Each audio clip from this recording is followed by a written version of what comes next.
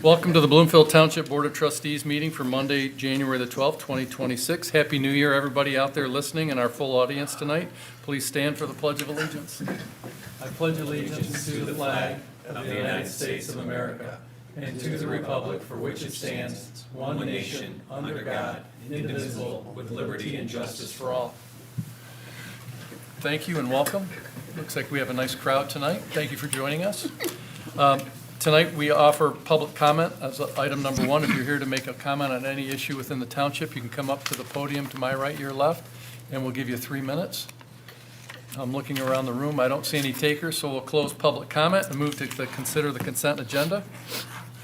Is there a motion to approve the consent agenda? I would have the payroll and vouchers I would like removed. Okay. And John, during the last meeting, said we should do the employment agreements as separate items. Because I had asked if we could do it as a consent decree. He said he'd prefer that we do them as individual items. Okay. So let's, I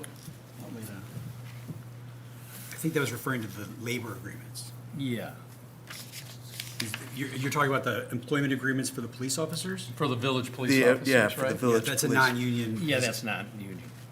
Yeah. It's still an employment contract. I'd like to keep the same standard. Okay. Well, we just received them back, and here, support? Support. All in favor, say aye. Aye. Aye. Any opposed? Okay, passes 7-0. Thank you. All right, item number 3, consider resolution to establish salary and benefits for the supervisor presented by Clerk Martin Brook. Okay, so I have a few notes. I mean, this is an important topic to be discussed. So I want to lay out some thinking. The treasurer, Shostak, Supervisor McCready, and myself spent some time working on these, and you can see the proposed resolution in the packet.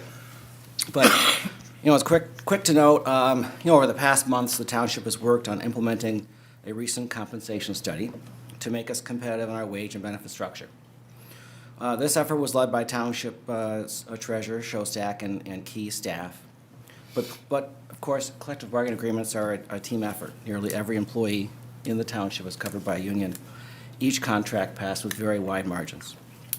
So now, the elected officials, we turn to ourselves and have some choices to make. So first, I want to note that a state statute directs that our compensation is set by the Board of Trustees or is set by a compensation commission. Next to 0 townships actually utilize a compensation commission. Bloomfield, for instance, never has. We worked to create a proposal that was in line with the compensation study, determined in an objective fashion, and conservative. So let me talk briefly about each of those things. Each of the numbers presented are within a few $100s of the independent compensation study that was conducted in 2024.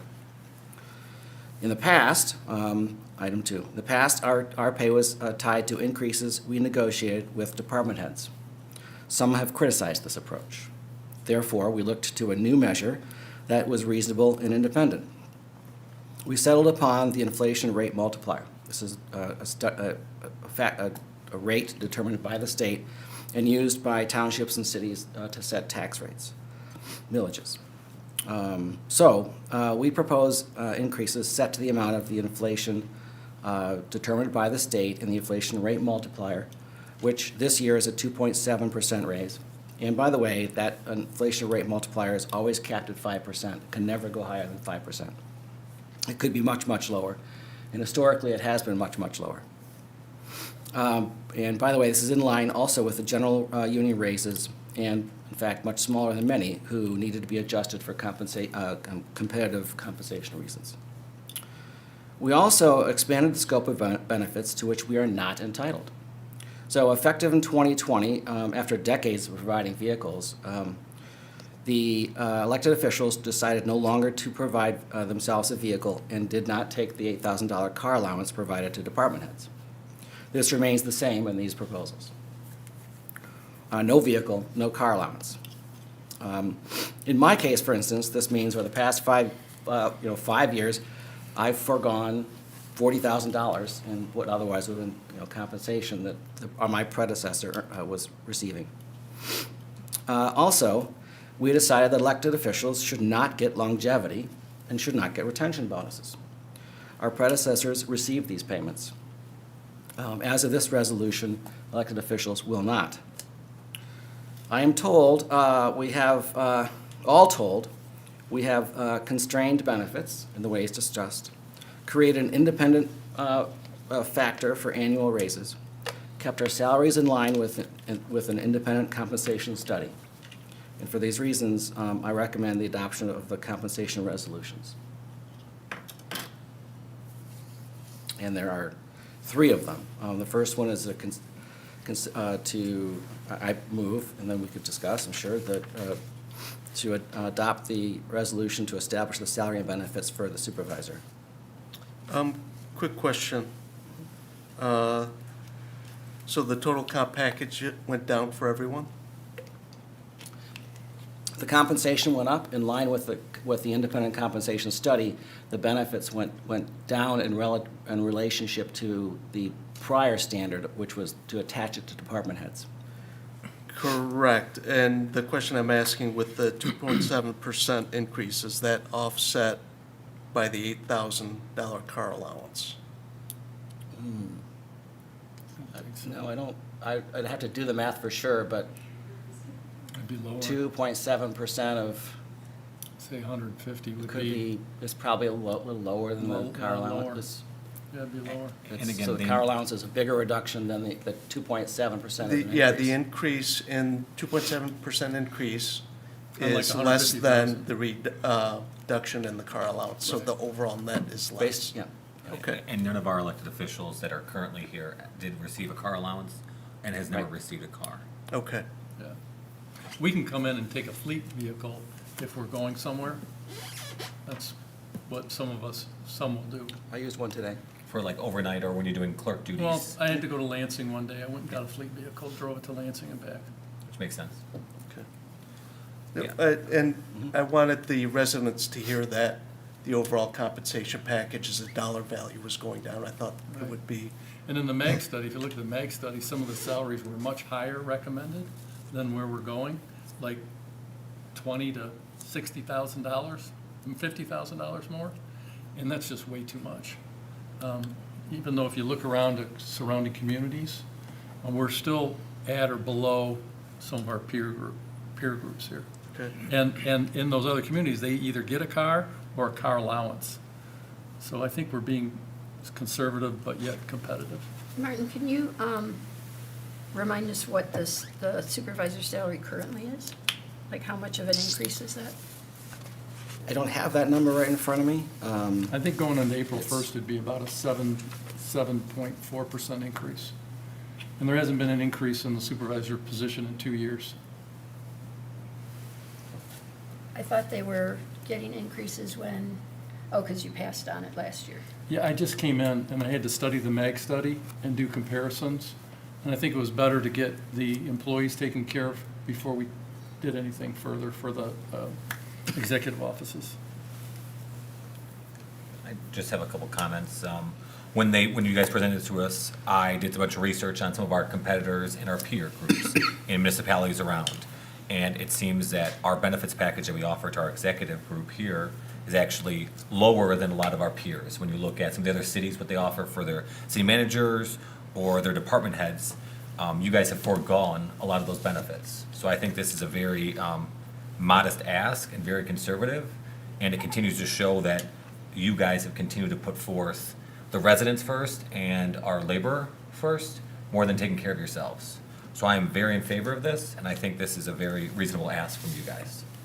And I'm also supportive of the request, certainly compared to some of the surrounding communities who have city managers or superintendents along with an executive, which are significantly higher than our supervisor, treasurer, and clerk would be making. So I think it's very fair, and it's conservative, and certainly as stewards of the taxpayers' money, I think we are doing that. But at the same time, ensuring that we get, we're putting in place salaries that will attract good people, because I must say, that most of the people in these positions could be making significantly more money in the private sector. There's no question about it, 2 to 3 times more conservatively. So I think that it's a good balance. There's no other comments, we'll take a motion. Well, I value you guys, these three, and appreciate and want you guys to stay. I just have, and I talked to a couple of the board members privately about it, I just have concerns about the 5%, that's higher than what any of the unions would get, and that might cause controversy, resentment. It also, at the higher salary levels, 5% adds up and compounds pretty quickly if we hit that, in terms of budgeting, in terms of our future. Personally, I'm very concerned about the state of our country right now, and that we could have a recession. We unfortunately saw one of those, and, even have things like, the layoffs are up, and unemployment's up, and housing values could fall, and then that is our tax base. And the last time housing values fell so hard, the residents spoke up and wanted tax relief, not tax increase at the rate of inflation. So I just have concerns. It's nothing personal at all. But as a fiduciary for the residents, personally, I didn't vote for a raise for the trustees either, you guys know. I'm not comfortable with it. So I have reservations. I'm very worried about the state of our whole country right now, and the things that happened even just today with the Federal Reserve. It's worrisome. So that's where I'm at. Great, thank you. Just for a tidbit of additional information, since the inflation rate multiplier has been calculated by the state only twice since 1995 has it reached 5%. Right. So most years it's very low. So could it be 5%? Yes. But it's a very rare occurrence. And in this year, in fact, it's just 2.7%. Well, and I appreciate everything you guys shared with me, and Thank you. I value our treasurer. He and I talked about some things, and I feel we're in good hands. And I also want to keep you guys. I wouldn't want any resentment over, not from you guys, hopefully. Right. No, I mean, with election and that, it's just, I'm not quite as comfortable with it. Okay. I'd like to make a motion that we approve as submitted. Support? Support. All in favor, say aye. Aye. Any opposed? No. Okay, passes 6-1. Item number 4, consider resolution to establish salary and benefits for the clerk, presented by Martin Brook. So just exactly what I said previously concerning the effort we made in coming up with this, and the resolution presents the same format as the supervisor. Make a motion Except that for it's a lower we salary. approve unless there's additional discussion. Support? Support. All in favor, say aye. Aye. Any opposed? No. 6-1, thank you. Item number 5, consider resolution to establish salary and benefits for a treasurer, presented by Clerk Martin Brook. Again, same backgrounds and information concerning this resolution as previously presented, except for the salary is a little lower than the supervisor, and it's the same as the clerk. Motion that we approve as presented. Support? Support. All in favor, say aye. Aye. Any opposed? No. Passes 6-1, thank you. Okay, item number 5E, we'll call it, approve the updated employment agreements with the Bloomfield Village police officers. Martin? Okay, so in line with the collective bargaining agreements, there are police officers who are not in a union, whose compensation is set in coordination with Bloomfield Village.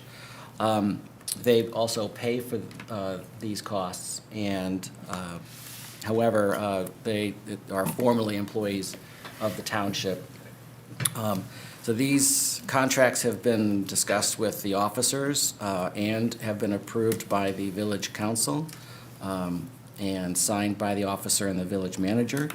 And I have 5 of them. There's 5 officers. And the 5. village carries its own millage that pays for these officers. And they kind of negotiate and follow the contracts that we have negotiated. Right, so the same version I have here in front of me, which is the execution version, was provided in the packet, Yep. right? So I make a motion that we approve the contract for Officer Stephen Cook. Support. Do you want to go through each individual contract, or do you want to do them all all together? Because they're all the same. They are, but I think the request was to do one I at a think time. let's stay consistent with. You want to do one at a what- time? Yeah. Okay, with so, what John so there a recommended. motion for Steve Cook's contract? Support. There was, Support. Martin made the Martin motion. made the motion. I supported. Support, all in favor, say aye. Aye. Okay, passes. And that would be for Cook. Okay, got it. That was passed 7-0. Okay, the next one is? Right. So the next one is for Officer Brian Crane, Crane? correct? C-R-A-N-E. Yep, okay. I move we Support. approve the contract. Support, all in favor, say aye. Aye. Any opposed? Passes 7-0. Next one, Martin? This is for the employment agreement with Officer Paul Schwab. Schwab, okay. I move we approve the contract as presented. Support. Support, all in favor, say aye. Aye. Passes 7-0. Next one, Martin? This is for the employment agreement with Officer Thomas Orlowski. I move that we approve the contract as presented. Support, all in favor, say aye. Aye. Any opposed? Passes 7-0. Next contract, Martin? This is for the employment contract for Officer John Schlabach. Yep. I move that we approve the contract as presented. Support, Support. all in favor, say aye. Aye. Passes 7-0. Okay, thank you. Okay, item number, it would be 5G, we'll call it, payroll and vouchers for January 12th, 2026. Mark? Yes, my no vote stands. For public safety, we already know that from the June 30th report, that their expenses have exceeded their starting fund balance and the revenue that they've collected. The board should know where the cash is coming from to pay those bills. The debits have been recorded. The credits should also be recorded. And we don't see the transfers that we would normally see in a audit from the general fund into public safety. And even if it is a loan, that means the cash has to go into the public safety account and then from public safety back to the general fund. And that transfer back has never been approved in the budget. So and that's why I'm voting no. Okay, and that paperwork that you had sent to us, I think Jason and Michael have been working on it. So probably in our next meeting, we can run through that and help clear up some of those misconceptions. That would be great. Okay, a motion to approve item 5G. So moved. Support. All in favor, say aye. Aye. Any opposed? Nay. 6-1, thank you. And finally, we have moved for Move we adjourn. adjourn. Support. Support, all in favor, say aye. Aye. We are adjourned, thank you, everybody. Happy New Year.